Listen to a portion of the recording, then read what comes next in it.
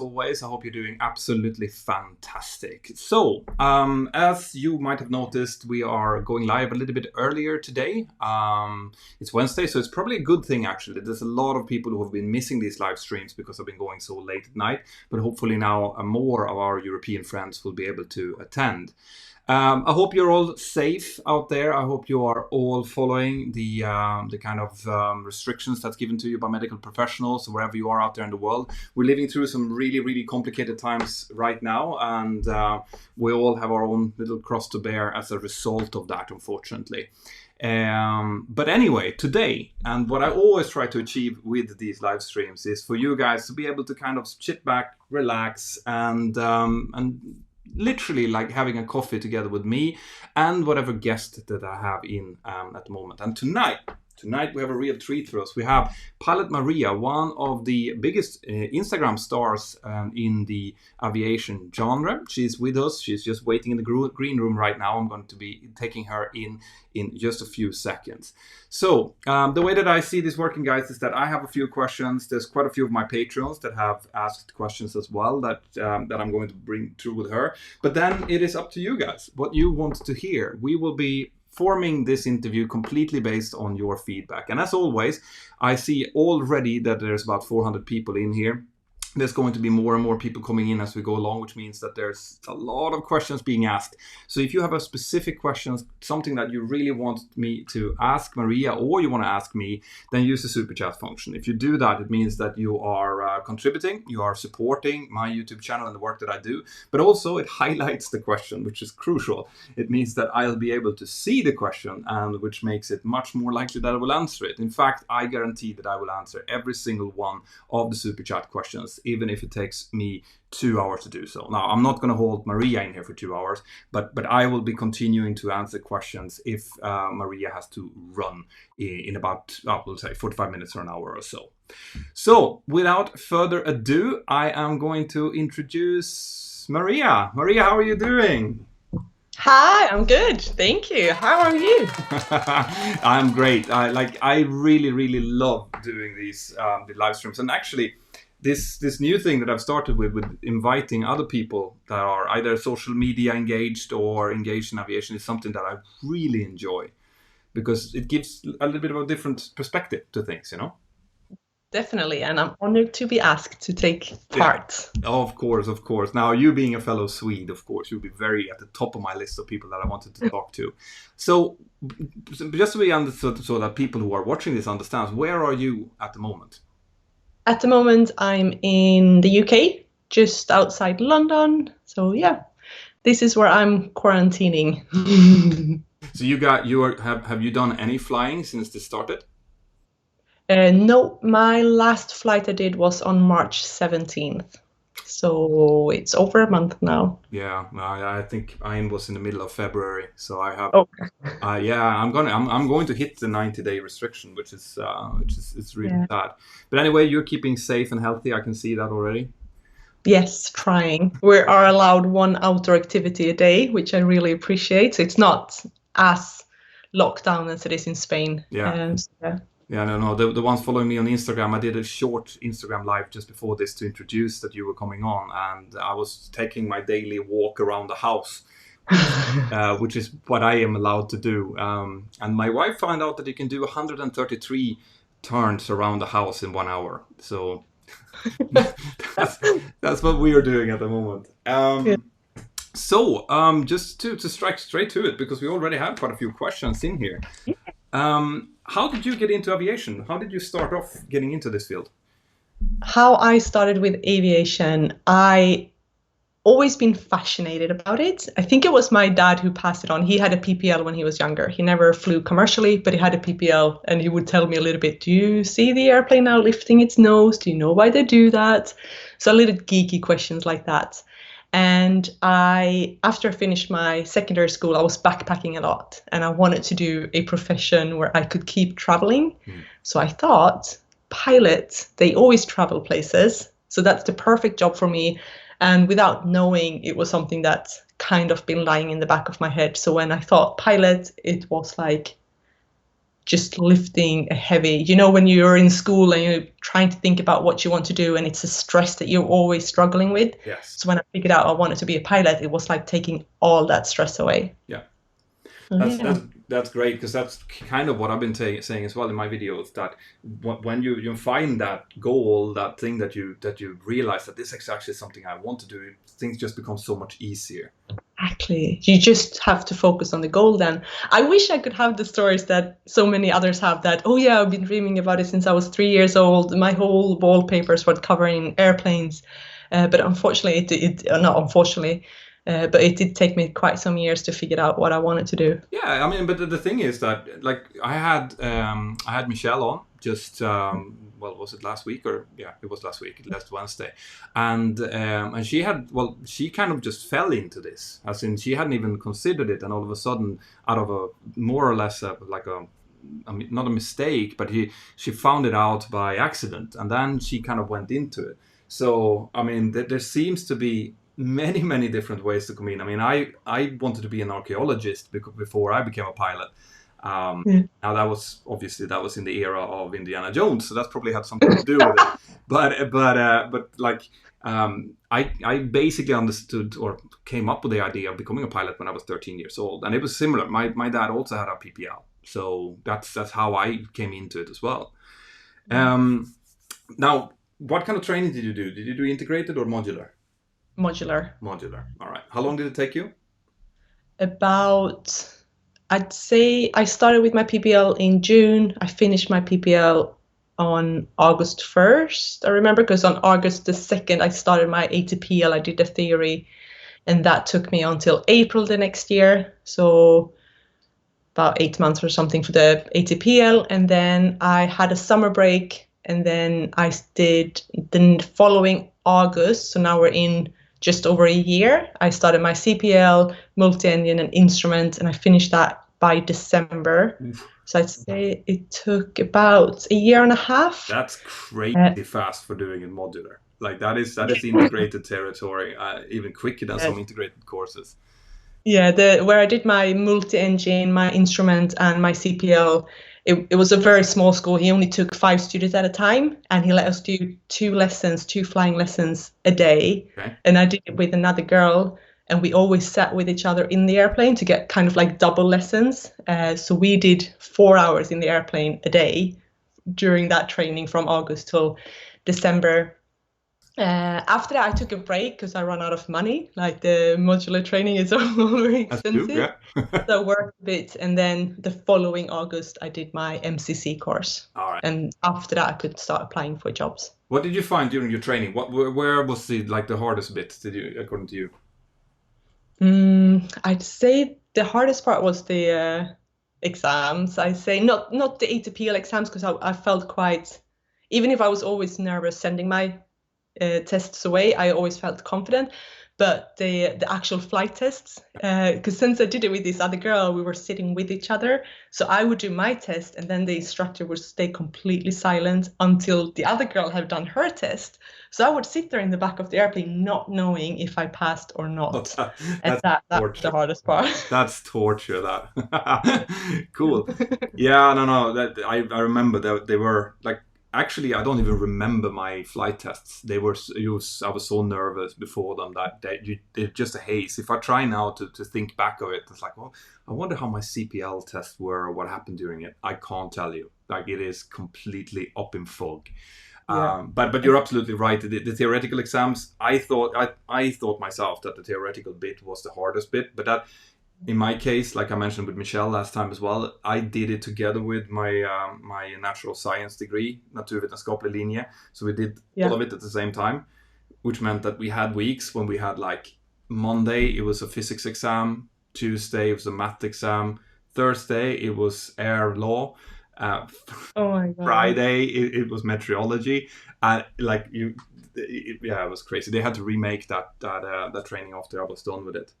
Yeah, if you're 13 years old and you have one exam every day, Oh well, I thought that's a little bit too much pressure to put on yeah, no, one. but that's when I actually started on the integrated. Like, that was when I was 18, but still, All right. it was still a lot.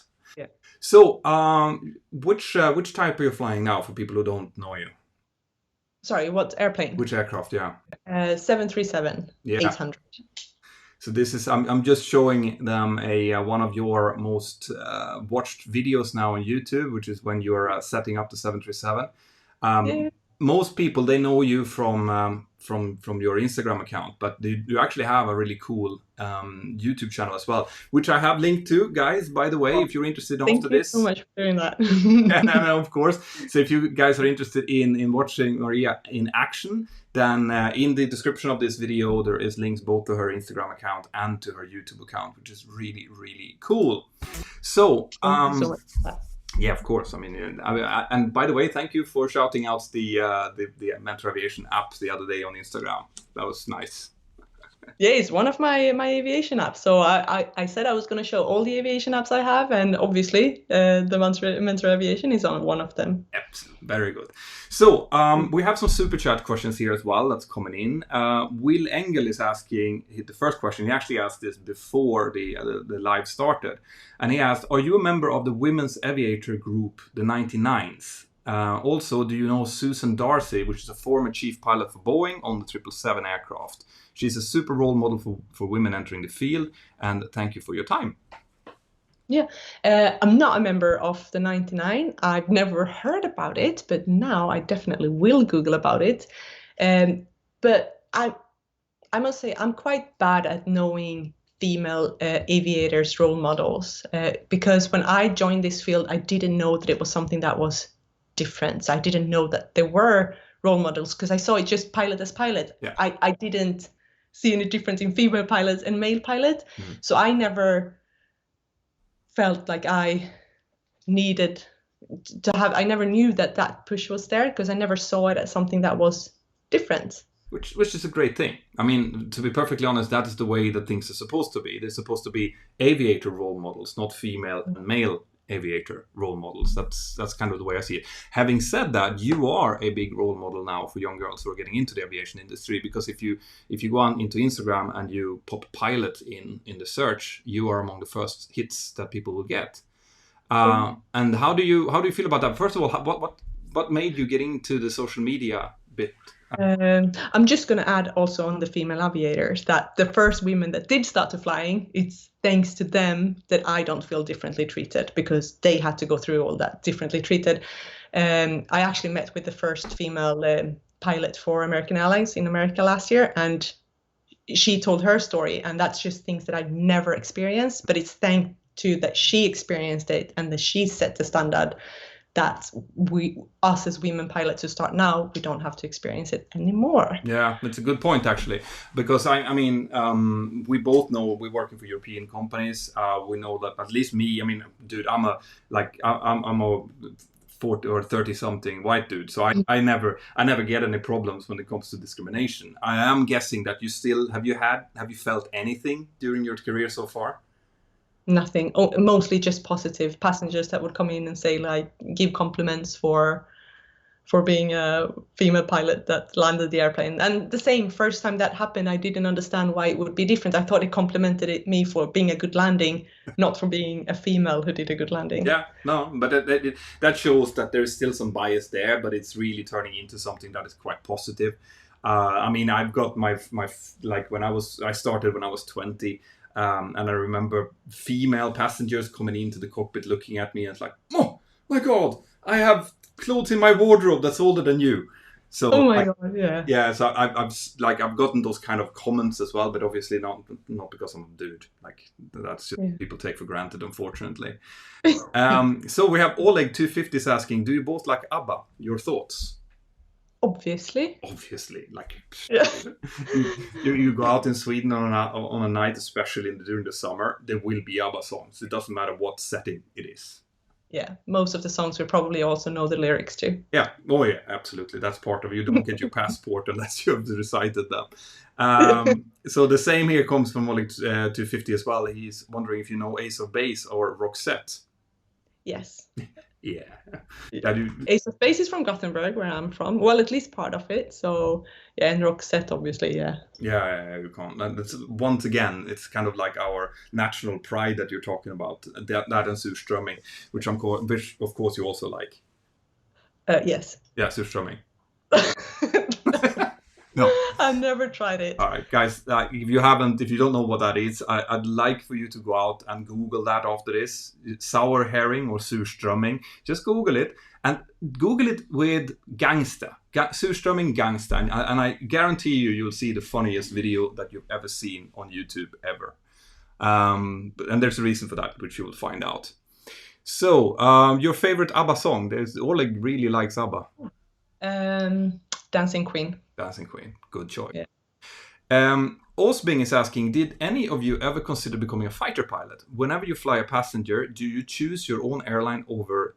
Sorry, whenever you fly as a passenger, do you choose your own airline over others whenever possible? So that's two questions in one. We'll start with the first one. Did you want to become a fighter pilot? Yes. But when I wanted to apply to, when I realized I wanted to be a pilot, I was already too old to apply for it. I've heard they taken the age restriction away from it now in Sweden. At the time, there was still an age restriction, and I had passed that.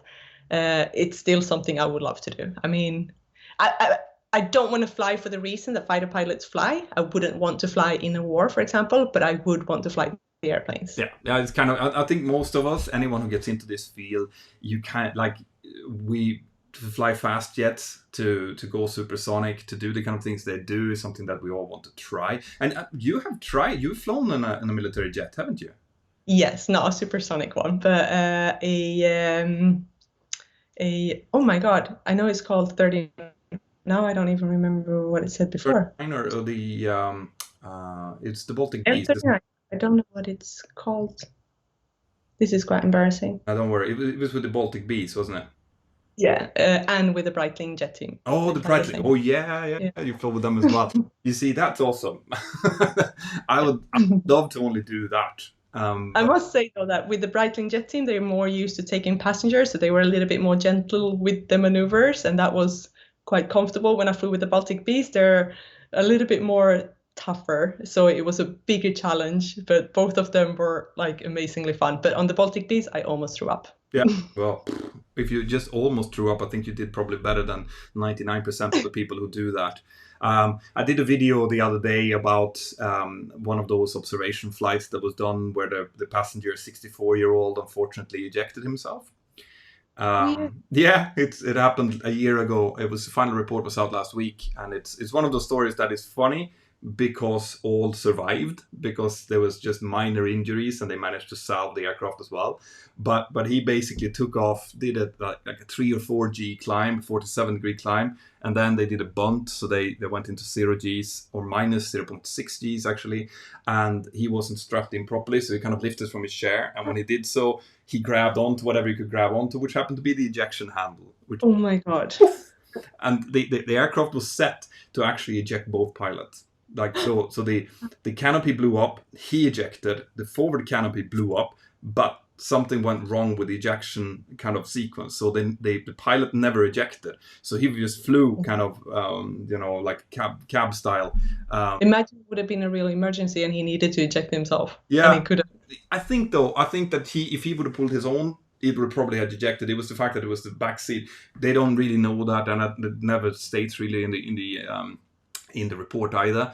But can you imagine flying a jet knowing that the sequence has been initiated, so at any single second that seat might shoot you off? Oh my God. Yeah. I don't know. It's crazy They do brief you on that every time you go into an airplane like that. On the Baltic Beast, it said if you hear your name 3 times, Maria, Maria, Maria, then pull the handles. And it's like big red handles or colorful handles. Yeah. So you can't like see this, and it's quite tempting to actually pull them just because they say so, and they're like right in front of you. Yeah. I wonder why they choose that though, because if you think about it, let's say that you're not paying attention, Maria, yeah. Maria, Yeah. Maria, ploosh. So I would choose. If I say it 3 times, like yeah. Yeah, I would choose a different way of notifying that. Anyway, so the second part there, whenever you fly as a passenger, do you choose your own airline over others whenever possible? Well, if I am commuting back home to Sweden, I'm allowed to do so as a so-called jump seater on my own airline. So then, because that wouldn't cost me as buying a ticket with another airline. I would, of course, choose my own airline. Yeah. But if I do any cross-Atlantic or any longer flights, I prefer to go with another airline just because you just leave work, basically. And it's nice to see how other companies works as well. It is, isn't it? I do the same. Like I'm a very practical guy. So when I fly, if I got somewhere, I check out what is the availability of the flights and stuff, and I take whatever airline is suitable for me and the family. But I agree, to go on a different airline actually gives you something. Like you sit there and you can't, like you're a nerd, so you will look at things and like, oh, these seats are different, and I wonder what that would. They say a different thing to their cabin crew, and it's actually quite interesting. Yeah. So Todd Citron, great to have you here, Todd. Yet another one of my patrons. That's great. Hello, Petra and Maria. Good to see you both. And that's it. That's a quick question. Hello. Gadgetman36, can you accidentally retract? Okay, that jumped a little bit. This jumping here. Can you accidentally retract the landing gear on the ground? Well, you're not supposed to, no. But I have heard of cases where it has happened. But there is a sensor, so it shouldn't happen, but no, it has. Yeah, there is on the 737. Obviously, there are mechanisms to stop this from happening. So we have a weight on wheel switch, which as long as there's weight on the wheel, as the name suggests, there is a stop that stops you from physically moving the gear lever up. However, there is a big red button, a trigger, that you can press, and if you press that and you lift it up, you can actually take the gear up. Now the function of that trigger is so that if the weight on wheel switch, if there's a failure in the weight on wheel switch or the ground sensing system, and you use your QRH, then the QRH will tell you under very certain circumstances, when it has been confirmed what failure you have, that you can raise the gear if needed with that, but it's never ever on the ground. And if you would do it on the ground, the likelihood is that what will happen would be that the nose gear would probably retract because it has the least weight on it, but the hydraulics will pull it. The main gear, I would say, probably would stay put for as long as there's sufficient weight on it. It could maybe retract one. It's very hard, but it would try to retract. I've never seen any cases actually where when you say that where the main gear has retracted, it's only been where the nose wheel that I've seen. Yeah, and I think that because it's so much weight on the whole. I mean, you have, if it's empty, you have 20 tons on each gear or something like that, which is a lot of weight. So, but you know, you never know. It's bound to happen. Everyone's going to be tempted now and try to do it. Someone will do it the first time, and it will probably be an engineering thing, because that's what tends to happen. These kind of mistakes tend to happen when there's engineering checks on the aircraft for whatever reason, and someone is doing something and misunderstand. Because like a pilot would never do that. You wouldn't. You want to live. Obviously you wouldn't die with doing that, but you definitely don't want to do that if you have your head screwed on right. Remember about the nose wheel, that's where we're sitting. Yeah, exactly. Now I have in the simulator retracted the nose gear, not by the hand, but of course from an instructor point of view, you can do a nose gear collapse, and it is terrifying. As in, when you do that, if people are, let's say you're taxiing along and you want to get people to, for example, evacuate the aircraft for whatever reason, you can, or if they've done a horrible landing, that is another variant, you can just collapse one of the gears, and you collapse the nose gear, you really feel like you're falling forward. It's like the whole thing just falls down, and the simulator does the same, of course. So it is a very, very nasty thing to do. That is so mean. Someone's been doing a bad landing in the simulator. Like, I always do bad landings in the simulator. You don't. And then afterwards they collapsed the gears, like it was a bit of a hard landing. The simulators are very hard to judge when it comes to landing. You see the G's, but as you know, the simulator takes a while to get used to it. So we have loads of questions here. I'm well behind. How well can both of you understand Danish? You should do it better than me. I always tell people that I understand Danish, but then someone starts speaking and I'm like, what did he just say?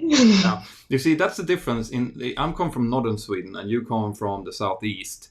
So I would never even intend to say that. I would speak English to them straight from the beginning, because it is it is a fairly big difference. Now, people in Copenhagen, you can kind of get the gist of, you can follow a conversation ish.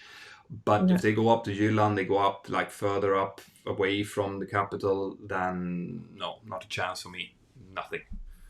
Yeah, I think when I've been to Copenhagen, I've tried to speak Swedish and understand their Danish, but I don't know, maybe that's a rude thing to do as well. So if there's any Danish here, just let me know. I kind of like feel like neighbor countries. I want I know. to.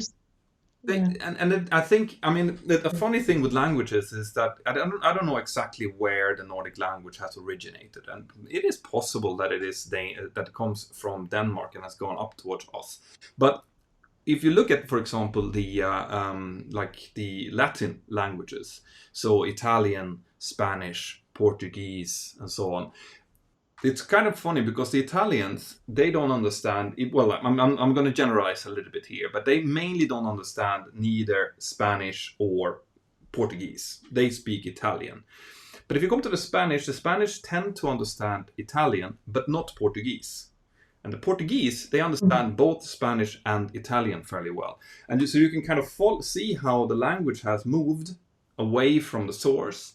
And when they're closer to the source, they don't understand much outside. But as it moves away, you kind of see it. And I think it's a little bit the same in the Scandinavian countries, because the Danish tend to understand the Swedes. But the Swedes don't understand the Danish too large, which is interesting. And you have a lot of... That we understand. Sorry? Norwegian we understand at least. Yeah. Fairly fluently. Yes, true. At least from Oslo. If you start to go up north in Norway, it starts to become complicated as well. But it might just be me as well. Very possible.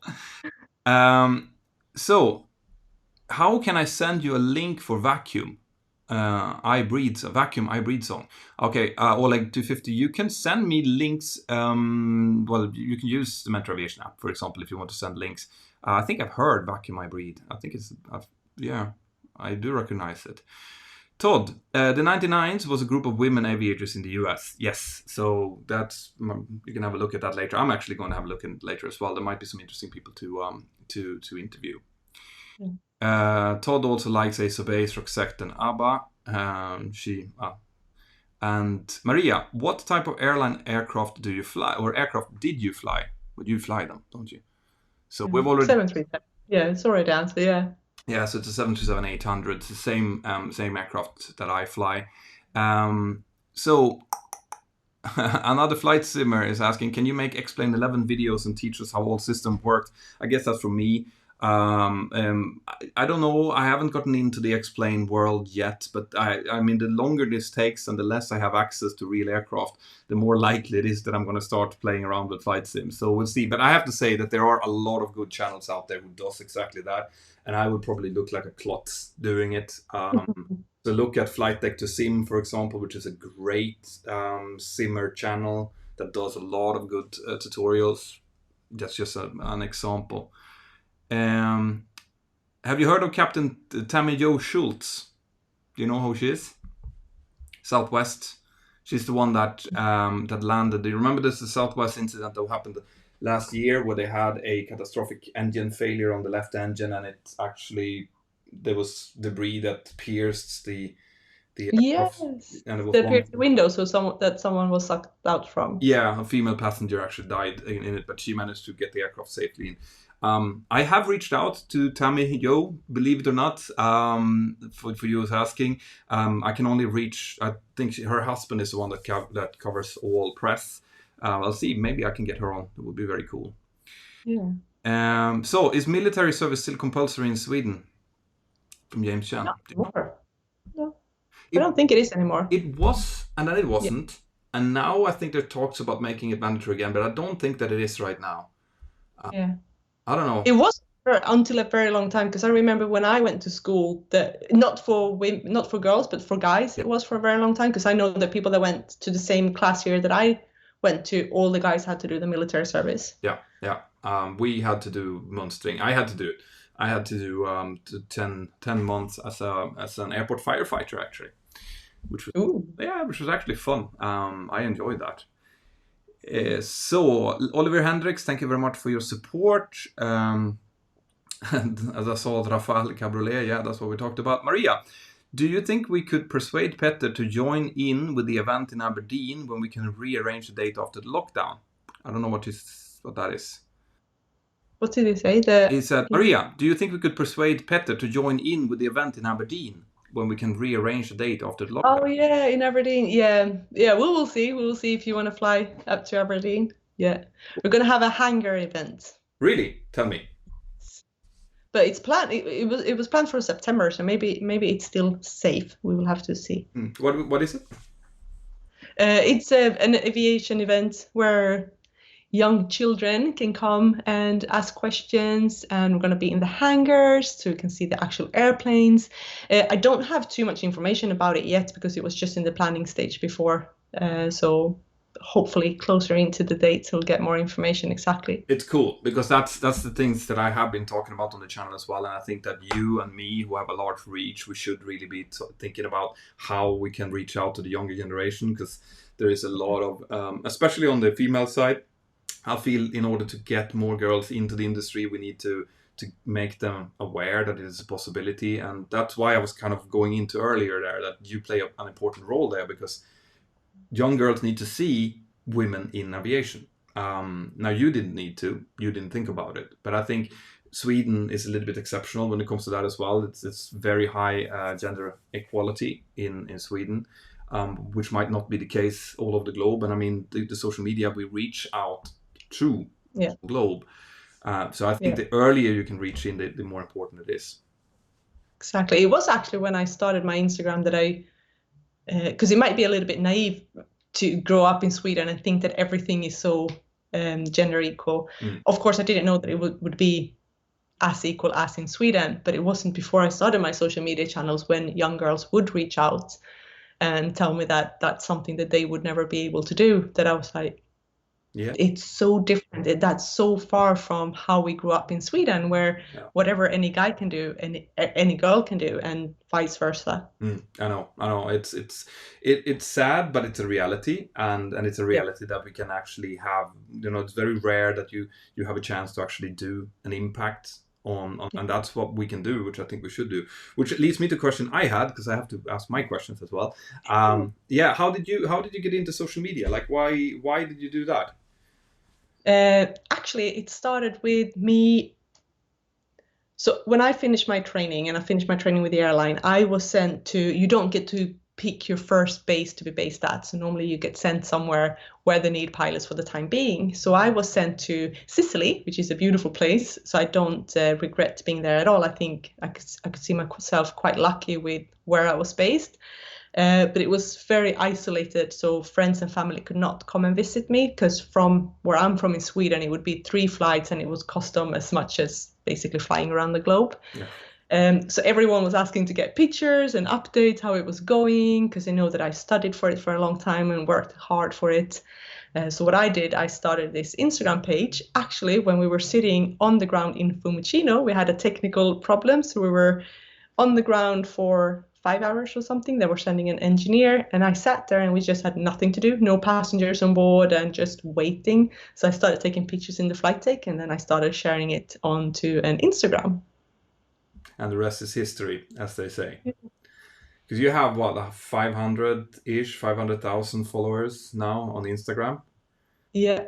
Is an enormous amount of people to reach, which, like, I mean, I reach a similar amount here on the YouTube channel, which is crazy. I can't, every time that I think about it, I find it hard to believe.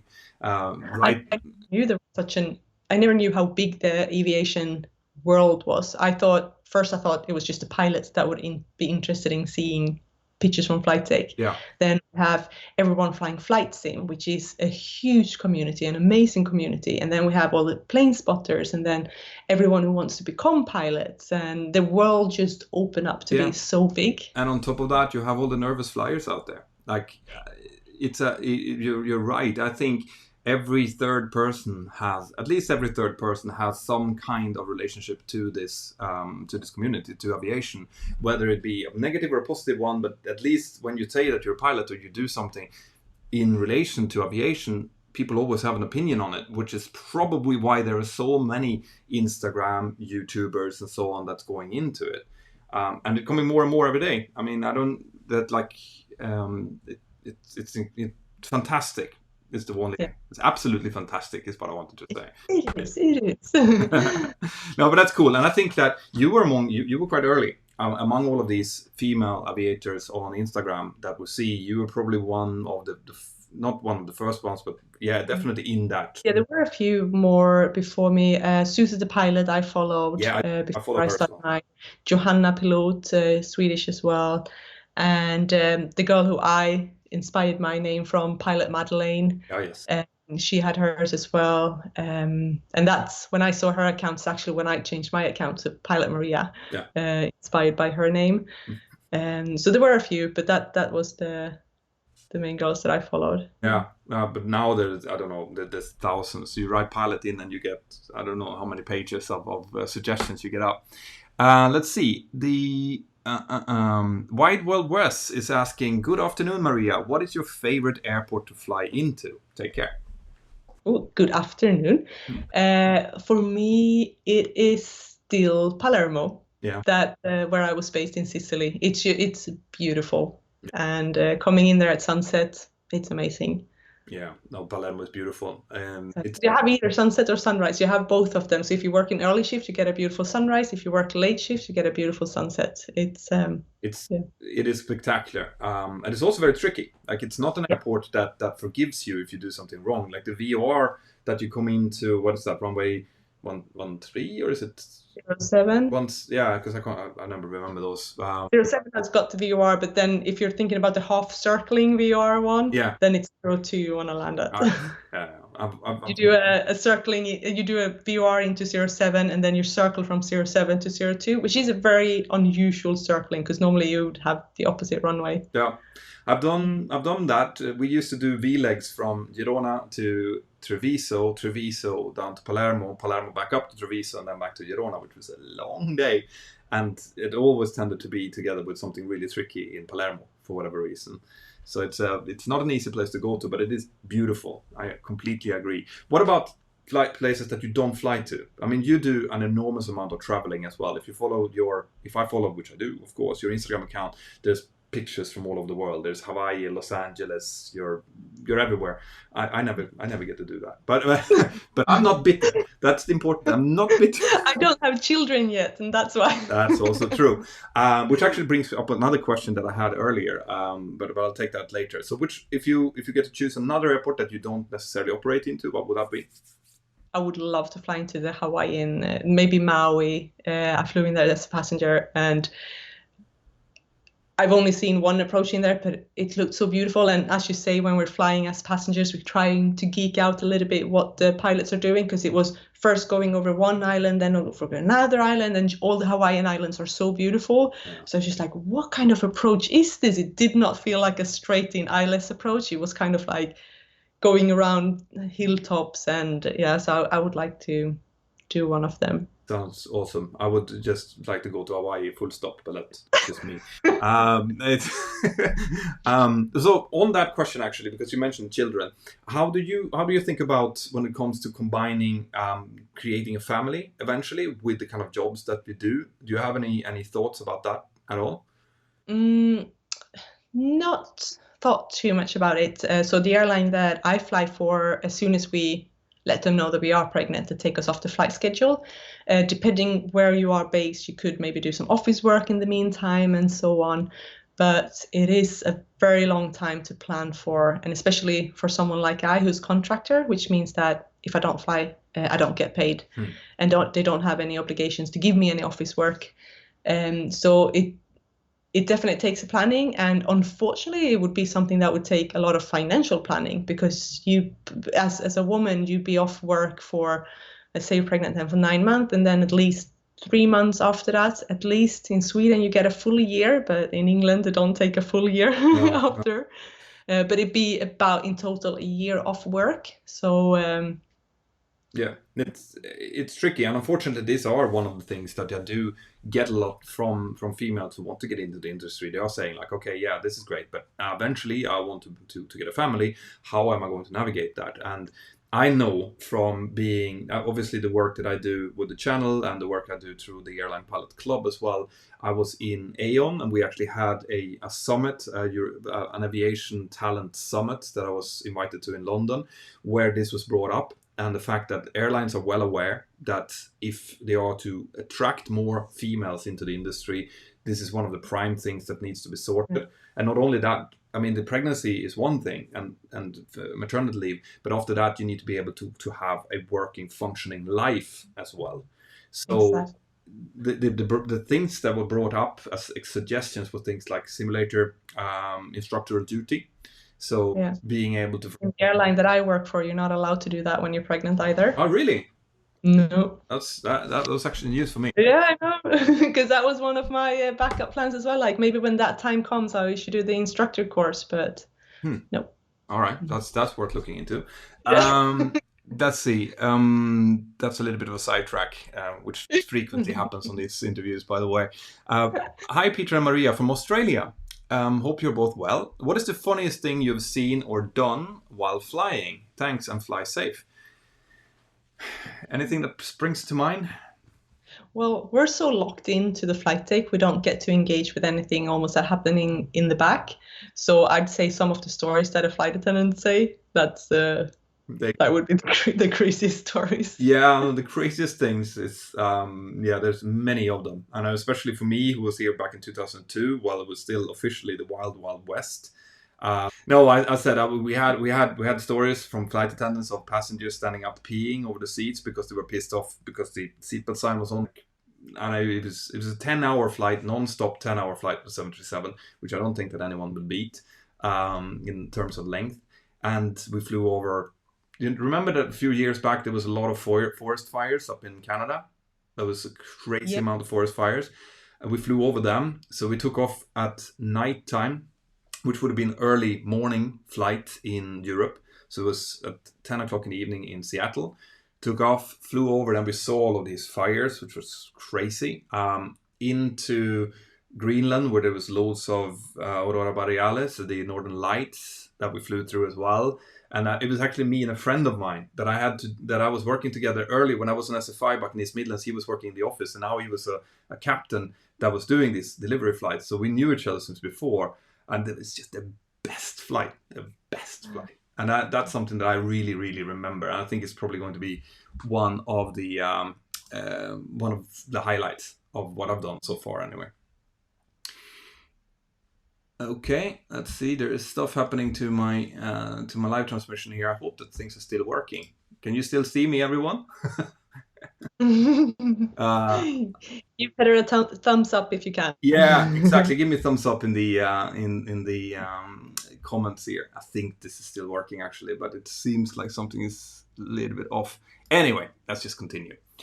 So, more questions. I'm just gonna. I don't know why. I think my computer is going crazy here. Sean Lowe had a retracted message anyway. I don't know what that came from. Todd is asking, Maui Kaululi has wild crosswinds for runway 02. So he apparently knows those approaches. Yeah. Which is cool. I'm just going to see here. Just give me 1 second. If I go back to here, okay. Well, I don't know. There's something going on with the software. It happens now and then. So Peter and Maria both have invitations to eat barbecue in Sierra X-Ray Mike with me and the family. Sierra X-Ray Mike. Ooh. Yeah. Do you know where that is? Sierra X-Ray Mike. Yeah. Use your app and see which airport that is. I'm gonna try to fix it. I just said barbecue and I got happy. Yeah, I know. I'm exactly the same. I'm gonna try to fix this live stream. X-Ray Mike. That is Princess Juliana. Yeah. And at the moment, they have 30 degrees. So yeah, I'll take that. Yeah. I'll take that as well. Cool. So I think I've sorted this thing out just for now. Let's see if I can get this working. Okay, and Will, I've already told you, Will, that I will be gladly coming into there to have a barbecue. So definitely. Sean Lowe is asking, hi guys, what would you recommend to study before starting ATPL course? What are the best resources to study from? Do you have any good suggestions there? To study from? Yes. Was this for the ATPL or PPL or just aviation in general? ATPL course. ATPL course. Well, if I would do it over again, if I would start my ATPL now, I would watch more YouTube. When I did, there were not a lot of YouTube channels like yours.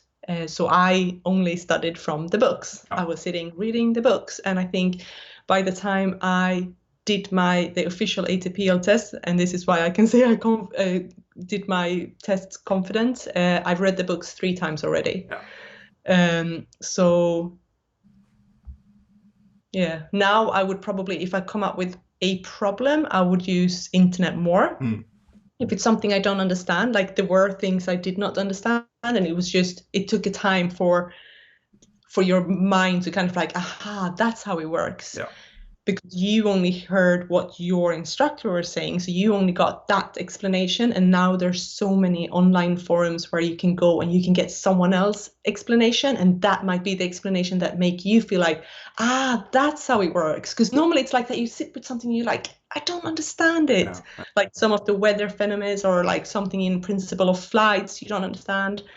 And then you just need to understand that thing, and then everything falls to place, and then you can kind of like figure everything else out as long as you know that. Yeah.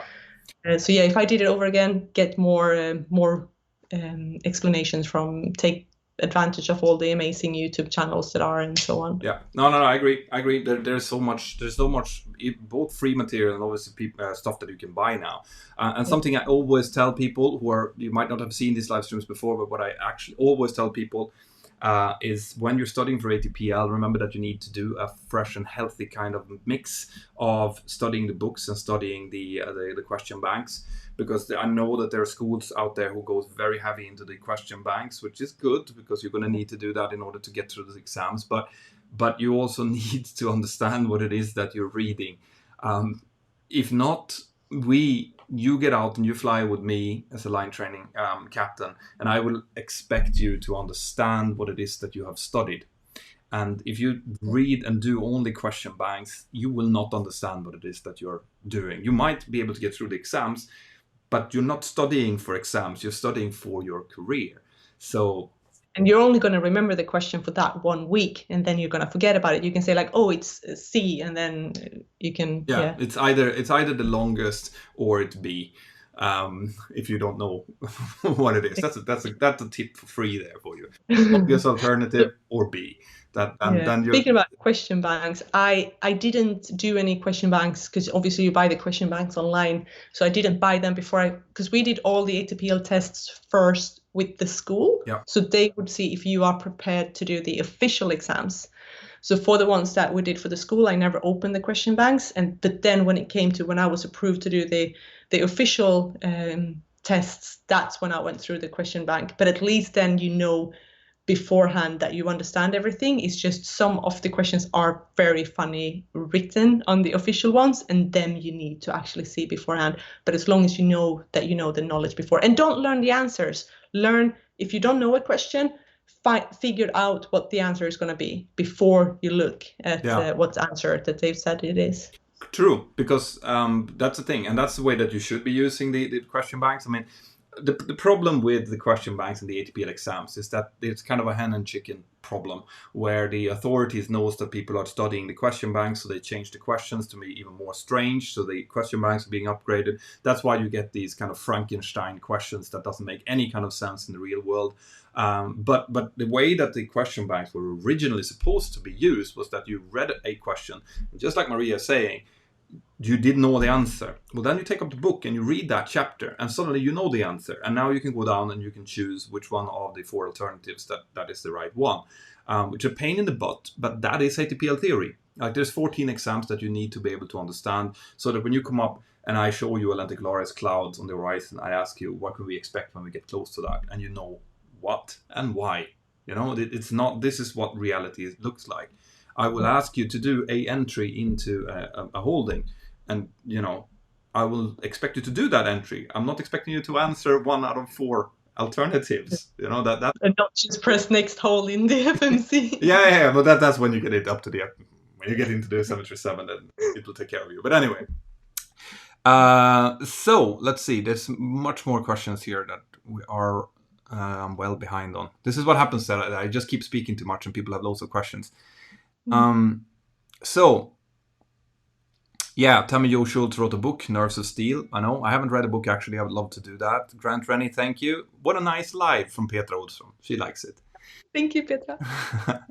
Vishwadit Barua, have you ever done a water landing scenario in the sim? Oh yeah, we do that quite often, don't we? Like once a year, or every third RST at least. Yeah, well, every third year, so it'd be every 6th RST. What? I felt like we did it the last one, and we did it the one previous as well, and we did it the one where you did it like several times. Yeah, that's just shows how long you've been in the company. Yeah. That's what that is. No, I think there was a repeat of it because there was the UPRT introduction. So UPRT, upset prevention and recovery techniques, it stands for, has been implemented lately, and that means that some of the exercises that includes things like horrible stuff, like for example water landings, sorry, is being reintroduced. So that you might actually have repeated it, but normally it's every 6 RST, so once every. Maybe they were ditching it on it, but then some scenarios that happen in the sim might lead to a water landing, even if the water landing is not the actual. Yeah, actually, yes. So the last RST was that there was a terrorism scenario that unfolded in a very unfortunate way. But also it should be said that those kind of exercises, when we do those in the sim, they're not graded. Because these are just preparing, it's catastrophic training. It's preparing crews for the worst case scenario, so that if, hopefully never, but if it would ever happen, at least you would you would have seen something similar and know how your body reacts to it, how your mind reacts to it, and have a little bit of pointers on what to do about it. So it's not graded exercises. Maria, do you have an airplane you'd like to fly? I would like to fly the Concorde. I'm not. I probably wouldn't want to take it back into production because it's so insufficient. Like the fuel consumption is so bad. But I would like to fly it. Yeah, no, it's kind of the same. It's if not... we can modernize it, like take it back into flight, but I wouldn't want to see it back in commercial use. But I would still like to fly it. Yeah, no, it's not feasible. It would never be able to come back in. I mean, we're looking into a future now where even the 757 is considered too unenvironmentally friendly and too inefficient. And of course, the Concorde is just very fast. It burns fuel. There's some quite funny statistics that you can go in and look at. If you look at the amount of passengers a 747 can get over the pond and the Concorde could do, and you start looking into how much fuel each passenger is actually using, it's horrendous. Yeah. But yes, I'm with you. I would love to fly the Concorde if I had a possibility to do so. And Todd Citron has just added one more follower to your followership. Yeah, thank you. You see, it works. Oleg 250. Can you survive in Denmark only Swedish and no English? What was that? Can you survive in Denmark if you only speak Swedish? I would say so. Yeah. You'd have to slowly ask them to speak slow. Yeah. So you'd have to steal, obviously, because you wouldn't be able to order anything. But sure, survive you would. At least I. Yeah. Okay. Balai, how many flight hours do you have? And have you had any hard landings? I've had probably around 4,000 hours now, or something like that. And I have actually had a hard landing, one. Yeah, it happens. That's the kind of things that do happen. I felt terrible. I still feel embarrassed talking about it, but it happens, and so you must be very happy. You must be very happy then to be able to share that with the 1,100 people that are watching right now. Todd Citron, Petter, what is your favorite airport? Mine is Papete. Well, like I've said, I love flying into Malta. That's just because I'm lazy, and I love the fact that they are really efficient, have very good ILSs, runways, ATC, and no mountains to fly into, which is really helpful when you're a training captain. So I like flying into there, but anything that comes close to my hometown as well, if I can fly into, like we used to fly to Skellefteå from Girona, that was beautiful because I did an approach in. I could see my old house on Örnsköldsvik, which is beautiful. I mean, Maria, you fly. Have you flown to Gothenburg? No. You haven't. No. You still do though, from Stansted. Yeah. Yeah, we still do. Yeah, cool. So Todd Citron, Maui, which okay, yeah, we're talking about the crosswinds. I think I've actually jumped a few questions here. That's why I came. So, have you ever had any 7700 incidents from Todd Citron? Any emergencies? No, nothing where that would have had to be squawked. In 4,000 hours, which says a little bit about how reliable the 737 actually is. Todd is asking if you expect any spouse applications. So I guess we have to reiterate that you're living together with your boyfriend at the moment, aren't you? Yeah. Yeah. Yeah. Good. We still have two places, but we kind of end up crashing at either one of us, our places. Yeah. So in the UK, I would recommend getting one place, given the cost of living over there. With Michelle, I had to actually physically bring her boyfriend into the screen to show them, because everyone was still assuming that she was dating Captain Joe, which was funny. Oh. my boyfriend now would be absolutely upset if I did that. He's playing Warzone with his friends downstairs, and if I would take him out from a game, he would be like, "What are you doing?" yeah, fair enough. So we had a pause for about 20 seconds there. Yeah, I don't know what happened to the stream. We'll see afterwards. So SXM is also known as St. Martin. That's where we were invited for barbecue, which I would love. I would love just to go to that place. I would like to land there. I would probably add that one to my list of airports to land at. Yeah, me too. It's fantastic. Karsten Gill is asking, no need to steal, Petter, just speak slowly. Greetings to Maria. So we have our Danish here. Yay! Good. Cool. That's really good. That's the end of the super chat questions at the moment. I hope I haven't missed anything, because I had like a drop there. I'm just going to scroll back here to see that we haven't. No, I think. Oh wait, there was something there about stuff. No, that's fine. Cool. So, see, I'll take my paper up with the pre-prepared questions that I had here for Maria before I let her go. What would you do if you weren't a pilot? Do you have anything else you would love to do? Food critic. Food critic. Yes. I think just the way that like Guide Michelin do it, where they send like their secret food agents to the restaurants, so no one knows who they are, and they just go in there, and they're so like particular with the things they have to order. Set menus, they have to order from the a la carte, and they have to do like certain tests to the staff, like drop a fork and see how the staff handle it, like see how the napkins are measured, and all that kind of things. I would love to do it. Because you're very particular, or because you love food? I love food, and I would like to do all these tricky little games with them. It would just be so fun. Would you be able to keep your straight face though? Would you be able to just? Oh, yeah. Yeah. So it wouldn't be like. It would be poker face. I would go into that role of being like super agent Maria, like super food agent Maria. I can just see myself with a spoon, like. See what? Yeah, cool. I've worked a lot in restaurants, so I hope I know like how it should be, so I could probably test them a little bit. Yeah. And, like, I'm a foodie, complete foodie. As in, I love when me and my wife want to treat each other to something. That's what we do. We go out to like a nice, and here in Girona, there's like, I think there's 14 Guide Michelin restaurants. For quite a few years, you had the number one restaurant, but I think last time I checked, it was in Copenhagen, but it's probably changed again now. Yeah, it changes almost every year. But El Salado de Can Roca was one of the one of the biggest one, and they were always competing with the Danish. What's it called? The Danish one. Oh, I can't remember now. But, anyway, but of course we had the best restaurant of all times, which is El Bulli.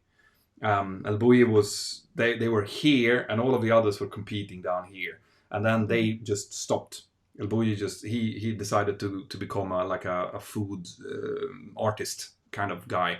So he just retracted. He had the world's best restaurant for I think 5 years straight, and then he just closed. Like, no, I'm just going to do food at these special occasions now. And then they started. Then they dropped down to El Salada La Roca. But yeah, I mean, but I wanted to get to was that I love food, and the food experiences that you can get for actually a reasonable price as well. You don't have to bank half of your salary in order to actually eat great here. It's fantastic. You have to come down. You have to bring your boyfriend and come down. I will. So now if he's not on the top anymore, I can maybe get a table. Because I remember I tried to book a table there, and I looked at reservations. I think it was April or something. The table available was February next year. Yeah, no. We have tried to get us a booking at Celada Can Roca for 6 years. And I have not been able to. And I mean, we can take anything. We can take a lunch on a Tuesday. And no. I even know now, I think maybe you could, but it's still like a year. What they do is they release the bookings on certain times. And I've had my wife sitting there just waiting for the website to update, just like you do with concert tickets. You know, if you want to get one of these fancy seats in a concert, and you sit there and you just update, and then it's closed. And you've missed it. It's crazy. Scott Laurie is asking, hi Mentor, is there any evidence of cell phones which are not on airplane mode can cause problems in the cockpit? So this is a question that it comes fairly regularly. I did a full video on this, and I would say that with the cell phone technology that we have right now, one single cell phone probably wouldn't do much. What we could get is interference with communications. So just the same as you get sometimes when you listen to the radio and you get that beep, beep, beep, beep, beep, beep, beep, beep, we can get that as well, which is annoying enough. But the problem here is, of course, that you can't really control if one has it on, not on airplane mode, and then 189 of them have it on, and you get into, the way that the output signal work is they increase the output signal in order to find a cell phone tower. And as you get down to 2,000 feet and all of them suddenly starts to find the cell phone tower, there's going to be a lot of stuff happening there. And if we're doing a Cat 3 approach at that point, you don't want that. That's at least the way that I normally answer it. Yeah, and it is very annoying because I have had that in the headset, and you're like, because you can't hear what you say. Maybe you're missing a landing clearance or something like that. Yeah, no, it's very annoying, but there is a good reason for it to be there. Maria, how long have you been flying for your airline from Todd Citron? That will be coming up in June. So I started my typewriting June, started flying September. So this September, 6 years. But I did join the company June 6 years ago.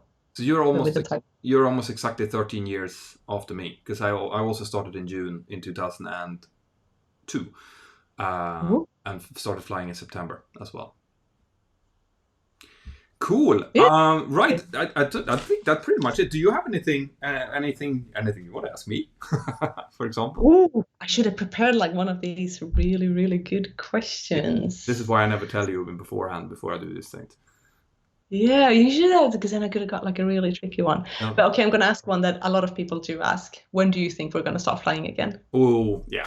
All right. So I'm actually going to make a video about the what's happening in the airline business right now, which is going to come out on Friday, because there's a lot of things happening, and it is impossible to say that on this date this is going to start, because it's all depending on secondary factors, which are the restrictions in the different countries. There are very severe restrictions in the likes of UK and the likes of Spain. There are less restrictive in Sweden, all over the place. But what we can kind of expect is that it's going to start up gradually, with probably domestic flights being the first thing that appears, because that can be done within the country without opening up the borders. And I'm guessing that will probably start happening in beginning of June. That's what I think will happen. And providing that there's no secondary wave and there's nothing even worse happening now, there's going to be starting to be flights between countries with less restrictions, probably mid-June or so. And then as this is all starting to to work again, I'm guessing towards the end of the summer we will be up to, but we will not be anywhere near normal capacity this year. Yeah, that's it.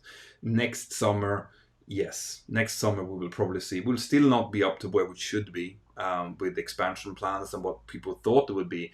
But next year, if we're down 20% from projections and a normal summer schedule, that's what I think we're going to be. But that's providing, and I'm putting in a caveat here, that's providing that nothing else happens, that we don't get a huge secondary wave, or that, in the autumn everything starts again, because then all bets are off. But like we're coming into, I think 2020 is going to be an almost lost year. It's going to be very strange. Yeah. I'm going to go through loads of things that I found out, because I am studying everything I get my hands on right now to try to get a good, accurate answer, not only to what's going to happen, but also how you should prepare, how you should think, and that's coming out on Friday. So just to pick your brain a little bit about everyone in flight training now then, or everyone who wants to begin the flight training, do you think people that are pilots that are currently flying and are not flying at the moment, do you think you're gonna see a career change in them pilots, that they're gonna do something else, or do you think they're gonna sit and wait for a year?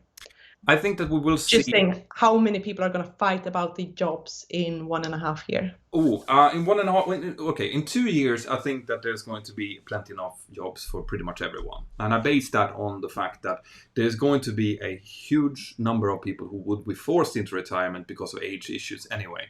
The baby boomers, the ones that were born in the mid-50s and so on, they are turning 65-ish now. So the next few years, there's going to be a lot of retirements happening no matter what. And then on top of that, you have a large group of people who maybe are 62, 63, and who just couldn't be bothered, who's sitting there and like, dude, I'm not going to sit for a year and then have to look for another job and then work for a year, do a type rating, a course, whatever. No, I'm going to go now. And so there's a lot of those people that's going to get out of the market. And on top of that, providing that we can actually get flying again, and our airline world is going to look different. It's going to be different players and stuff, but the ones that survive are going to be stronger. I firmly believe that, and they will be expanding. So if you're starting training now and you have 2 years ahead, I think that you'll still be fairly well off. For the coming year, I think we will see some strange things happening. We've already seen stuff that we never thought that we would see.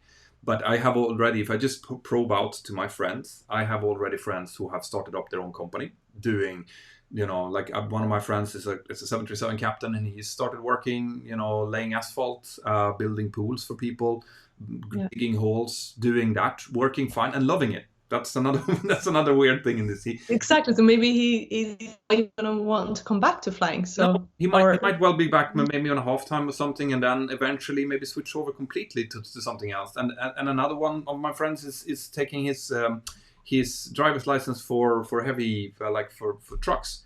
Not that probably is not to do that long term, but to have something, because what's going to be really important now for anyone who's out there listening is resilience. It's going to be the fact that if it turns out that you don't get any money, that you are a trained pilot, but for whatever reason your airline goes bankrupt, or you're on a furlough for a very long time, you're going to need to survive. And this is where resilience comes in. This means that even though it would feel like absolute shit to go and work at McDonald's when you're 30 and an airline captain, if you do that, you will put more food on the table until you can get back into it again. So we are going to see that. I'm sure that we will see some very, very crazy, I would say, but very, very eye-catching changes of work for a lot of people, both pilots and cabin crew and people working in support companies as well. But it will come back again, Yeah.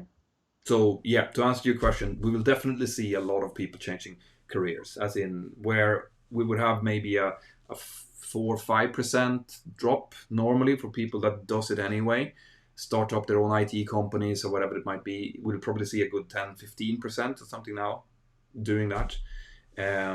But most of it is a lot of it is going to be short term, I think. Great question though. Yeah, good answer. And I should say as well that I am not an oracle here. I am talking out of whatever that I read, whatever that I find. I don't know more than anyone else, but I do. No one knows. No, exactly.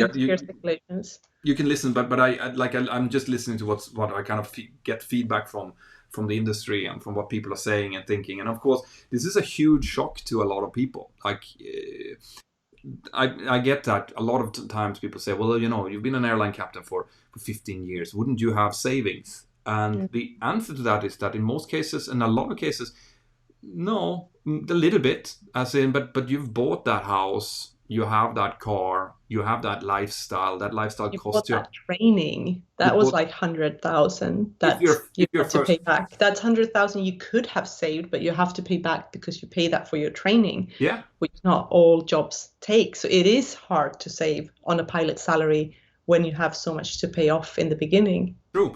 That it comes with both a positive and negative. The positive, sorry, the negative obviously is that some people, and these are the ones that I really feel for, they are the ones that sit with a lot of training debt and have to pay that training debt back.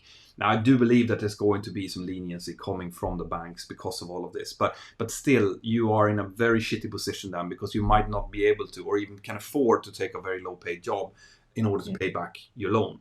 So that's bad. On the positive side, there's a lot of pilots who've had a little bit of discipline would have taken out that money, when they're starting to earn good money, and taken a big chunk of that to pay back, which means Yeah. that you might not have lived on a huge net salary. So you haven't adapted your lifestyle to a huge net salary. Yeah. In that case, it's easier to kind of take a lower paid job and stay kind of the same. If you're a captain who's been working for 15 years, who have 5 divorces behind you and are paying 4 ex-wives, and you're, all of that part of it, then you, like, they don't have savings, unfortunately. They should have, or some of them should have, but that might not be the case. And your lifestyle is set to a very high salary, which means that getting no pay for 6 months is hard, very hard. Yeah. Yeah. So we'll see. There's more questions coming after here. Okay. Colin Fraser. As a business owner, I purchased my first plane in the late 20s. I came into ATPL late 30s. How common is it for airline pilots in Europe today to come into industry with high time in their own aircraft? It's hard to say. Yeah. It- It's not as common. I've not flown with as many captains. That I have probably more friends in America who has a little Cessna that they buy during their flight training. Yeah. It's not.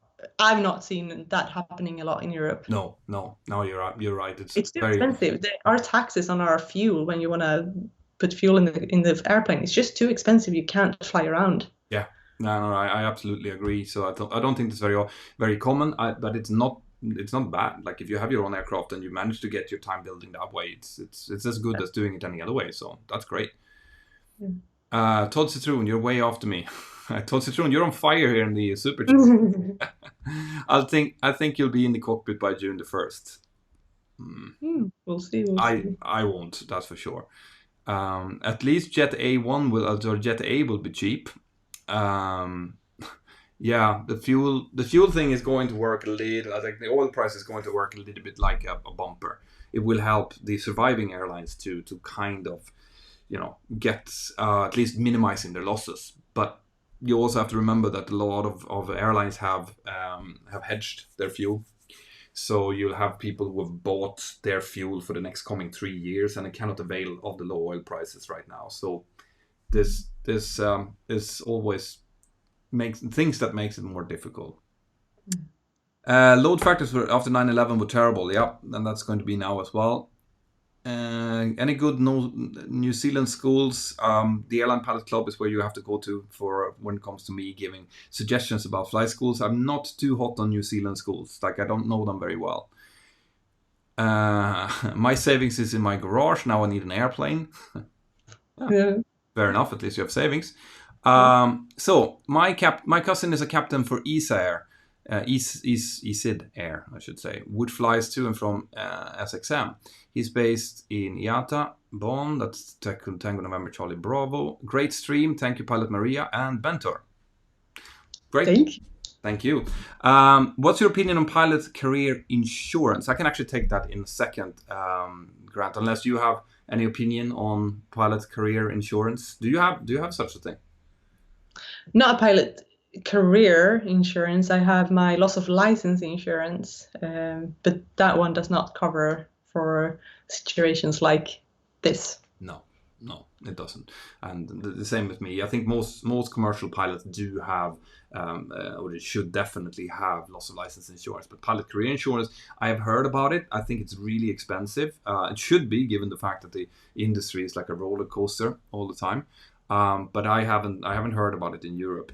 And that is the last super chat. And I'm going to let you go because you've been here for over an hour, which I really appreciate. It Maria, doesn't feel like an hour. Time goes so fast. I know it does, doesn't it? But that's why I love doing these live streams, because it is really like sitting and just chatting with someone, Yeah. And that's the way that it should be, I think. Yeah. So huge thank you to you. I'm gonna let you go back to your boyfriend and see how he's doing on his computer game.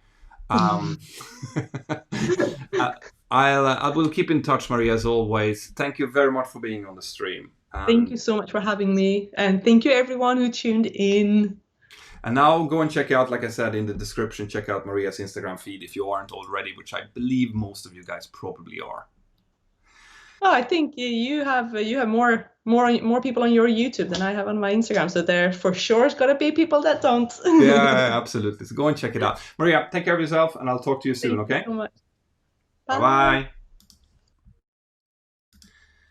And that's it, guys. Thank you very much.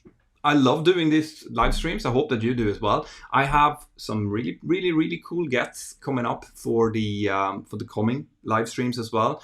I will be matching and mixing, kind of doing live streams where I answer only your questions, together with some really cool guests that are going to come in as well. But I would love to have your feedback. Like, do you like these type of live streams where I involve other YouTubers and Instagrammers, and there's going to be pilots who have no social media presence but are really interesting anyway? Because I know that there's a lot of guys or girls sitting out there now who kind of don't have things to do and love to speak a little bit about aviation and stuff. And this is really why I'm doing it. So do please give me your feedback. Right, it would be awesome, and I always want to hear from you. So that is in the comments. Now I should be honest and say that I get so many comments on my videos that actually the best way of doing it is going into the Mentour Aviation app, which I keep telling you, it's free. You have the links down here. You just download it, get on there, get yourself a profile picture, get yourself a nickname, and start chatting away. Go into the technical forums and ask and answer questions to people in there, and just tag @Mentour. If you do that, it's all lowercase, then they will send a push message to me, and if I'm around in the chat, I'll be able to answer your questions straight on there, and also like tell me what you think about it. So Todd Citron is as finishing off here saying, awesome stream, absolutely fantastic. I want to answer some questions as well. Let's see if I can see some questions from the normal chat. I know that I didn't have time to answer any of your normal questions. I do apologize for that. And now again, for some reason, my graphics is falling out. Ecamm is not working well for me at the moment. Why are you looking so tired tonight? I'm not. It's just the lighting. It's I don't know, if I change it like that, then maybe I'll look more normal. And also I do feel a little bit tired, I have to say. It's the fact that I've been in lockdown for 6 weeks straight, that's not helping me. And so I don't know, that might be the reason why. More questions here. Do you guys know Captain Andrea Pontiero? No, I don't know. Please let me know if I should know that. Is AFTA in Cork a good flight school? Yeah, they are. I've been visiting AFTA. I can tell it's one of those few flight schools that I can go out and say that yes. From what I could see when I was there, it's a very professional outfit. The pilots that I interviewed and talked to in there, they were really happy with it. I got to fly in their DA-42, which is a great aircraft. And the owner of the flight school is a very, very nice, dedicated guy who really, really lives for giving good quality training to the people that is training with him. So AFTA is one of those flight schools that I can give a thumbs up without having any bad conscience about it. So, what do you think will happen with Virgin Australia? Virgin Australia, I think we're unfortunately going to lose. They've gone into voluntary administration now, which means that they're either going to be bought up, but the problem is, of course, that the ones who wants to buy them doesn't want to pay much money, and that means that the current stakeholders are going to lose a lot of money, and they might opt for just sell everything, get some money back on their investment, and move on. So that's one of the most likely outcome, especially now since buying airlines right now is not maybe the most profitable thing to do. And that's it. Har det varit sol idag? No, it's been raining for 3 days straight. It's the light, okay? It's the if I turn the white balance, it's not fantastic. I might have to get myself a more proper camera. Can you do a video with Captain Joe? All right. So here's the situation with Captain Joe. I would like to. In fact, I would love to do a collaboration live like this together with Captain Joe, together with 74 Gear, and maybe someone else as well. I have reached out. The only contact I have with Captain Joe is through Skype, which I don't think that he's checking very often. So I've sent a message if he wants to be in a live stream. I haven't heard anything back. I don't have any email address or anything to him. So Joe, if you're watching this, let me know. Send me an email or send me a message on Skype, and we'll set up a live stream interview, because that would be really, really cool. But if not, then there's not much more I can do, unfortunately. So that kind of settles it. I think that we have two very similar channels where we go do slightly different approaches into explaining more or less the same things. So it will be really interesting to have his point of view on things like what's going on at the moment, and the difference between cargo pilot and passenger pilot, since he's done both. It's very cool. Especially if we can get 74 Gear in as well, that would be really, really awesome. But we'll see, maybe is what I'm going to say. That's pretty much all I can say. That's it, guys. I want to thank all of you for being here. Like I said before, get into the Mentour Aviation app. Stay in there. There's going to be some new cool stuff coming up in the app, as it always is. And if you like these live streams, I do them quite often inside of the Mentour Aviation app as well. Have an absolutely fantastic day. And I just want to make sure that I'm not missing any more super chats, which I don't. So thank you, and bye-bye.